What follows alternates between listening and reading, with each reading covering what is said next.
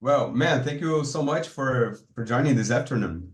No problem. Thanks for having me. It feels so good to have a chance to talk to you, but it also feels so bad to doing it at the end of the road for Sun 41. And so I'd like to start our conversation by asking you, why did you decide to close the book on the band? I think I to be honest, it was more of a Derek thing. Like we had recorded the album, the new album, Heaven and Hell. I think it was done. I think what we had learned about Derek's feelings was he's been thinking about it for a couple years now, but we didn't know that. We didn't know that he was having these feelings about possibly wanting to stop the band. And so when I think this album was done, I think it really hit him that maybe this was the time. And I think it's about like being teenagers when this band started and all we've ever known. Like this is the only thing we've really ever done in our life since we were teenagers is like band, band, band, band. By the time the band ends, we'll almost be 30 years old, the band.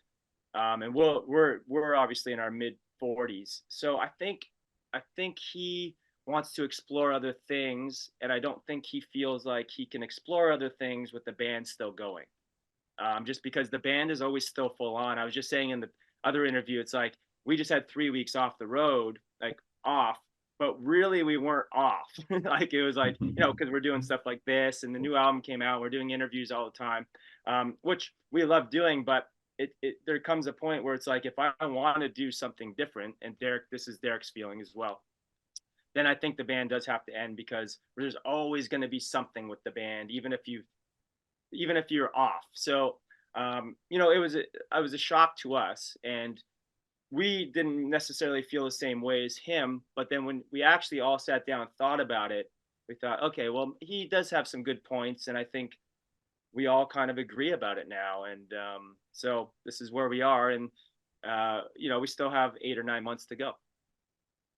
About the new album, I would say you guys saved the best for last. Yeah, I thought it's a really cool record. And despite the classics, do you feel like Sun 41 delivered their best work on this one? It's for me, it's hard to say because I love the early stuff of us, and I love stuff in the middle of our career. I do think it's the right album to go out on. I think if I was to pick any album from our whole career, I think this is the best one to um, retire on. I guess retire, just because it has all of our styles in it. Basically, like it has the pop punk side, and it has the heavy side, and so it kind of showcases everything that we've done through our career. So it's a good bookend to our career. To the best, it's not really for us to say if it's the best or not. It's, Hmm. we honestly we like all of our albums. Like I don't think you could ask someone in our band if they like this or this or this album. Everyone would say, yeah, I like all of our albums because we released them. We wouldn't release an album we didn't like. There's not one album that we released that I dislike. I like albums more than others at this point, but so I think it's not really for our band to decide whether this one's the best or not. That's for people listening to it because it's not our album anymore. It's everyone else's. How did you decide to structure the album as a double album with one part focusing on the classic pop punk sound and another part with a heavier sound? Yeah. So during the pandemic, when we were recording it, we were just recording music. We didn't have any idea in mind about an album or anything. It was just Derek had written some, of these pop punk style songs, but he's also written some heavy songs. And we were just like, let's just record them all. And maybe who knows how they're going to get released or whatever. So we just recorded them all. And by the time we were done, we had, over 20 songs recorded. But I think we all had agreed that um, if you intertwine the heavy songs and the pop punk songs, it would have been a weird album if it was one album. Like if you would have put like one heavy song next to a pop punk song, it's almost like two different bands. So I think we all kind of sat back, listened to all the songs, and each individual guy in the band, I think, had the idea of like, wow, this could be really cool as a double album. We've never done a double album before. And a lot of fans of ours like the pop punk stuff, but a lot of fans like the heavy stuff. So we can divide it up into basically two different albums, but make it one album. And it works that way, where I don't think we thought it would have worked the other way of intertwining the songs. So that's kind of where the album idea came from. A more metal approach has always been a differentiator from Sum 41 compared to your contemporaries. Do you agree? Yeah, I think yeah, if you look at bands like kind of in our genre or the genre that we've been put in and come up in, yeah, I think we have a more heavy metal approach to a lot of songs. We also have some popular songs too, but yeah, I don't see too many bands like us doing full on heavy metal, ripping guitar solos and stuff like that. And is it a possible future for you and the other guys to reunite to play heavy metal itself? Yeah, anything's possible. I think we're all I think all of us in the band haven't really thought about future after Sum 41 so much. Maybe some guys have more than us. I know I haven't really. So I think once the band is done, anything's on the table. Um, we're I think we're just keeping our options open at this point for what's going to happen next after Sum 41. I don't think anyone's really stressed about it, but I don't think Mhm. anyone's stressed about trying to get something at this point. So anything's possible. Besi- Besides the sonic difference, is there also a thematic difference between heaven and hell sides of the album? Um, yeah, I think when you're making heavy music, the themes tend to be a little bit more heavier as well. Like I think lyrically, when you're making a heavy metal song or a song that's really fast and aggressive, I think it goes hand in hand with like heavy topics. So I think yeah, I think if you're listening to the lyrics on the hell side, I think they're a little bit more intense feeling than the topics on, say, the heaven side, which could be a little bit lighter, but still have some heavy topics, deal with like relationship stuff and stuff like that. So yeah, I think I think there is a difference between the themes on the two sides. The lead single Landmine seems to address the theme of a romantic breakup, but some fans speculate that it could be also a metaphor for the announcement of the band's breakup. What specific message did the band intend to convey on this song? I don't know. Because Derek wrote the lyrics on that one. And to me, so the thing that's good about music and the thing that's good about our band is lyrics are written for songs, and people can interpret them however they want. And sometimes I talk to Derek about lyrical content, and he doesn't even know what he wrote it about.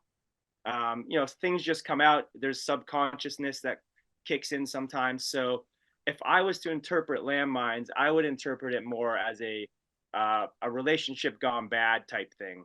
To me, there is songs on the album like say How the End Begins that is more geared towards the band ending. That one to me, and even Derek will admit that song is more about the band coming to an end. Landmines to me, not so much. Landmines was the second number one hit for Some 41 Has Gotten on the alternative airplay chart. How did you guys receive the news? Via text message from our manager. I think we were in Asia on tour at the time, and I think he just text messages said, you guys just won number one," and we all vibed. And I remember we were in Indonesia. I remember now because we have a video of it, and I think we all met in the hotel lobby and gave each other hugs, and then went and played a show. Uh, does an achievement like this make you reconsider the decision, or it's better for the fans, not no pun intended, not to wait on a twist of fate?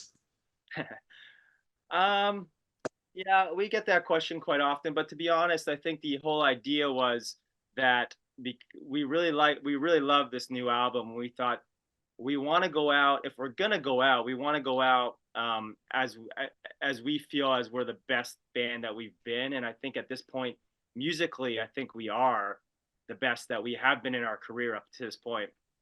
Um, I don't see it changing because now that we've had a number one, that even goes along with it even more. Now we've had a number one, so now we actually are going out as the strongest that we've been in a long, long time.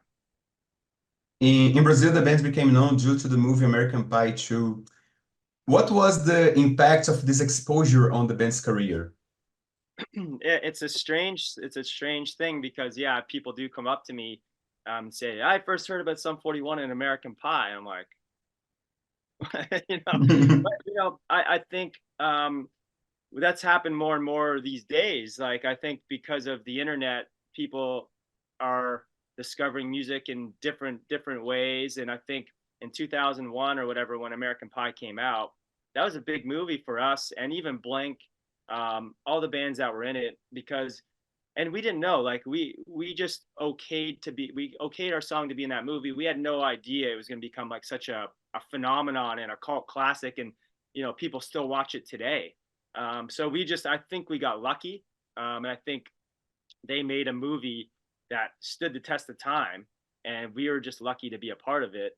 And yeah, I mean, however people can discover music and discover your band is always it's never a bad thing. Whether it's in a movie, a commercial, TV show, on the radio, whatever. Looking on the flip side, do you think the band ended up kind of being stigmatized because of this exposure?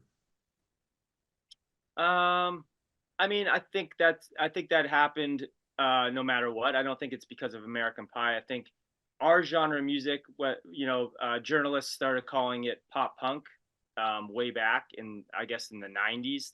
The term started becoming a thing.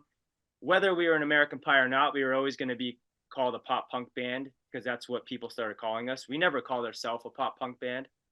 We never called ourselves a punk band. We never called ourselves an alternative rock band or a metal band. So I think people put these labels on you no matter what, whether you're in American Pie or whether you're in Scarface. It doesn't that's irrelevant. I think it's more of a journalist thing that they just put you in this box and what are you to do? I don't think it mattered we were an American Pie. We were always going to be looked at as a pop punk band.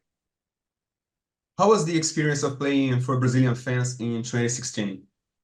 It's great there. I wish we'd been able to come back more. For whatever reason, we haven't played Brazil enough in our career. I feel so. Yeah, I remember. I was saying this before. Is like the most resilient fans on social media are Brazilian fans. Like a lot of messages about come to Brazil, please come to Brazil. Why haven't you come to Brazil?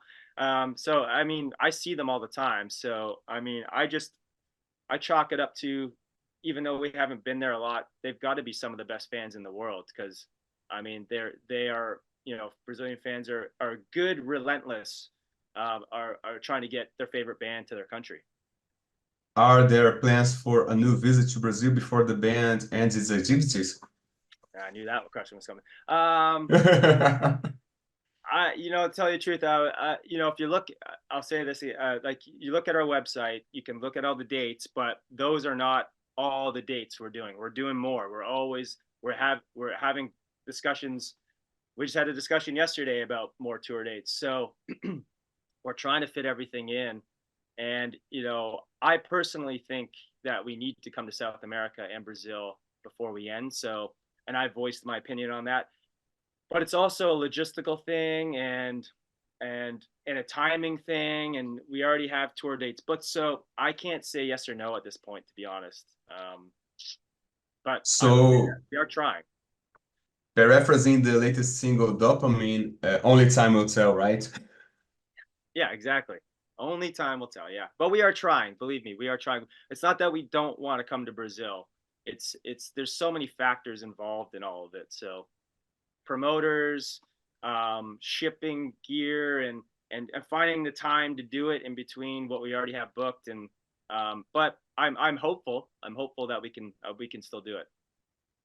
And just wrap things up, what's your message for Brazilian fans? Oh well, I would say like I said before, some of the most resilient and like a following that we like I feel like we should have played there more, and I apologize for that, but I also thank our Brazilian fans for the loyalty and the excitement that they put into even just their messages that they send us online. And I hope that we can play there again before we end, and hope to see you soon. Do you have a minute for one more question? Sure. Will the friendship remain between you and the other guys after the band's over? Yeah, of course.